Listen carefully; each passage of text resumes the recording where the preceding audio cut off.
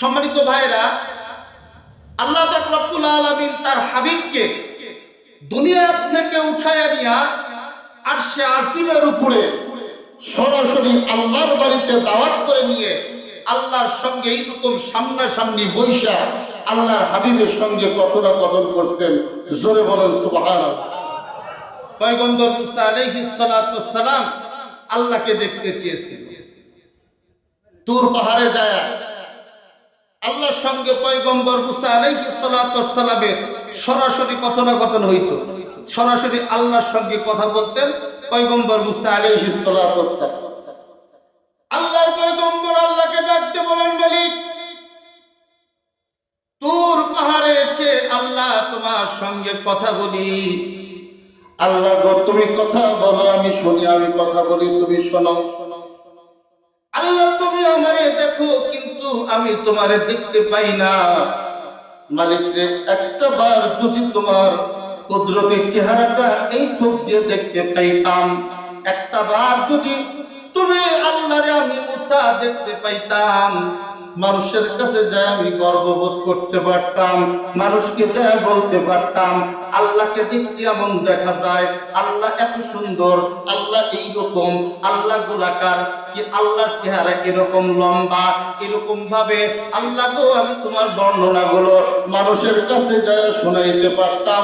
চিৎকার মেরে বলেন না সুবহানাল্লাহ। আল্লাহ পাক রব্বুল আলামিন জানায় দিলেন, পয়গম্বর মুসা, আমারে দেখা সম্ভব না, আমারে দেখা সম্ভব না, আমারে দেখতে পারবা না। চর্ম চোখ দিয়ে সব কিছু দেখা যায়, কিন্তু চর্ম চোখ দিয়ে কোনোদিন আল্লাহ পাক রব্বুল আলামিনকে দেখা যায় না। জোরে জোরে বলেন না সুবহানাল্লাহ। এই চর্ম চোখ দিয়ে দেখতে পারবা না, লান তারানি, এটা সম্ভব না।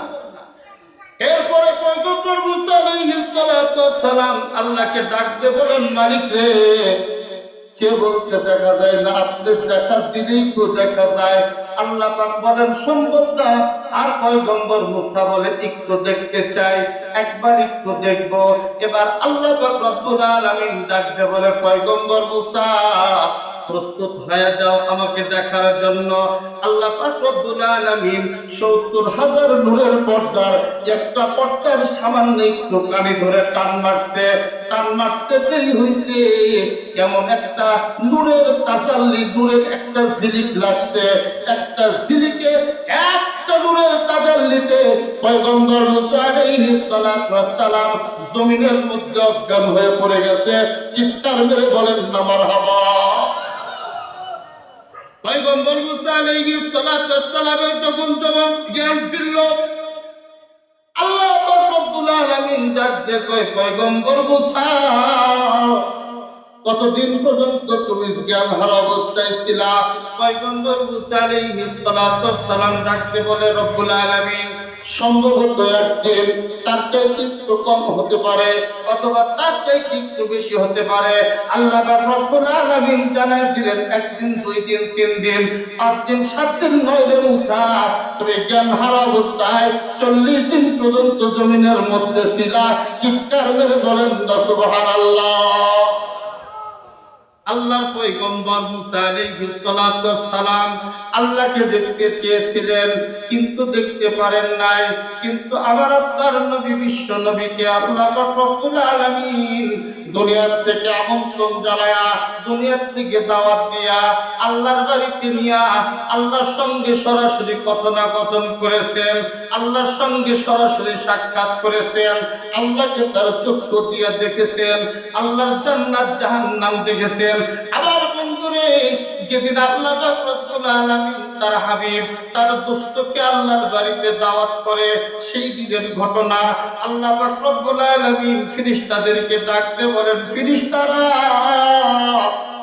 আমার জান্নাতগুলো সুসজ্জিত করো, জান্নাতগুলো আরো সুন্দর করে সাজায় ফেলো।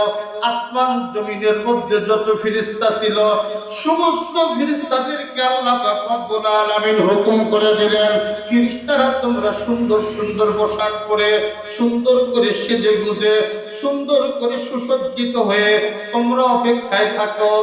আর আল্লাহ পাক রব্বুল আলামিন জাহান্নামের ফেরেশতাকে ডাকতে বলে, এ জাহান্নামের ফেরেশতা, জাহান্নামের আগুনটা তাড়াতাড়ি নিভায়া দাও, জাহান্নামের আগুনটা নিভায়া দাও, জাহান্নামের আগুনটা নিভায়া দাও।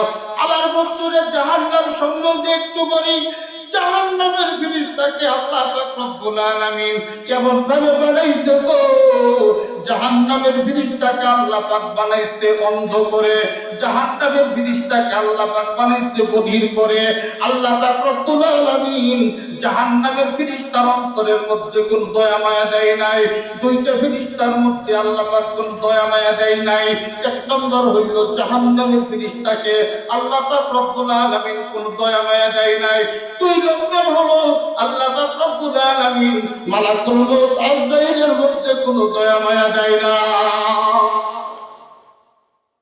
দুইটা ফেরেশতার মধ্যে আল্লাহ কোন দয়া আর মায়া আল্লাহ তাআলা দেয়। জাহান্নামের ফেরেশতাকে যদি আজকে ডাক দেওয়া যায়, জাহান্নামের ফেরেশতারে, ও জাহান্নামের ফেরেশতা, আজকে থেকে 500 বছর পার হয়ে যাবে। 500 বছর পরে জাহান্নামের ফেরেশতার কানের মধ্যে এই ডাকটা যাবে, তার আগে যাওয়া সম্ভব না।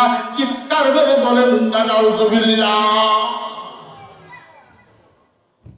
জাহান্নামের ফেরেশতাকে ডাক দিয়ে বলেন আল্লাহ পাক, জাহান্নামের ফেরেশতারে, জাহান্নামের আগুনগুলো নিভায়া দাও, সমস্ত জাহান্নামীদের আযাবকে বন্ধ করে দাও। আজকে আমার হাবিব, আমার দোস্ত, আমার বন্ধু আমার সঙ্গে সাক্ষাৎ করতে আসবে।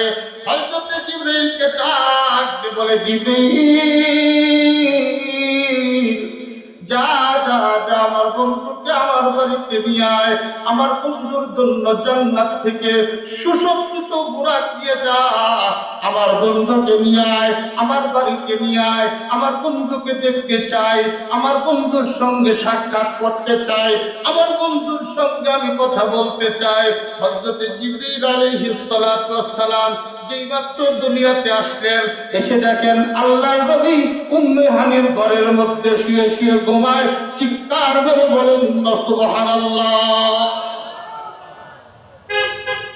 জিবরাইল উম্মে হানির ঘরের মধ্যে যায়, দেখে বিশ্বনবী ঘুমাইতেছে, রাহমাতাল লিল আলামিন ঘুমাইতেছে।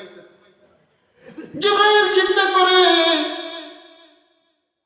যেই নবীরে আল্লাহ পাক রব্বুল আলামিন তার বাড়িতে আমন্ত্রণ জানায়, যেই নবীরে আল্লাহ পাক রব্বুল আলামিন তার বাড়িতে দাওয়াত করে, এত জনতেন নবী নয়।